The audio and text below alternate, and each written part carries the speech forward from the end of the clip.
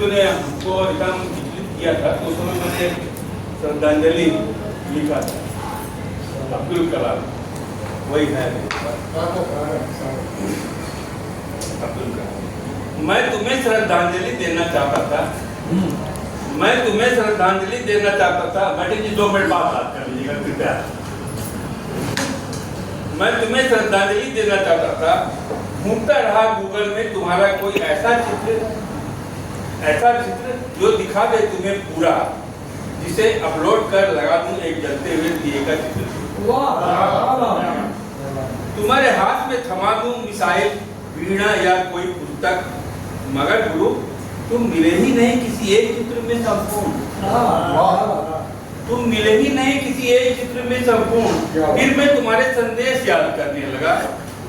तुम कहते थे सपने वो नहीं जो नींद में दिखते, सपने वो है जो तुम्हें सोने नहीं देते। तुम कहते थे गिरने का मतलब है चलने का पहला सबक सीखना। तुम कहते थे गिरने का मतलब है चलने का पहला सबक सीखना। तुम कहते थे अपने काम को खूब लगन से करो, पहली विजय के बाद चुप होकर मत बैठो, लोग यह न समझ बैठे कि तुम्हारी विजय सिर्फ एक किस्मत की बात है। क्या बात? तुम कहते थे यदि अपने कर्तव्यों को सलाम करते हो तो किसी दूसरे को सलाम करने की आवश्यकता ही नहीं पड़ेगी। तुम कहते थे यदि अपने कर्तव्यों को सलाम करते हो तो किसी दूसरे को सलाम करने की आवश्यकता ही नहीं पड़ेगी। यदि अपने कर्तव्यों से मुंह मोड़ते हो तो तुम्हें सबको सलाम करना पड़ेगा।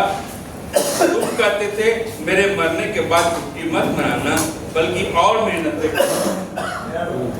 तुम कहते थे मेरे मरने के बाद छुट्टी मत मनाना, बल्कि और मेहनत से काम करना। तुम कहते थे बहुत कुछ कहते थे गुरु, बहुत कुछ कहते थे गुरु।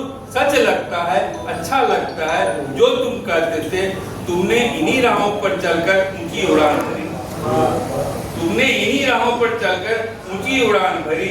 तुम्हें सलाम करता हूँ, प्यार करता हूँ, मगर गुरु सरल नहीं है तुम्हें सच्ची सच्ची श्रद्धांजलि देना।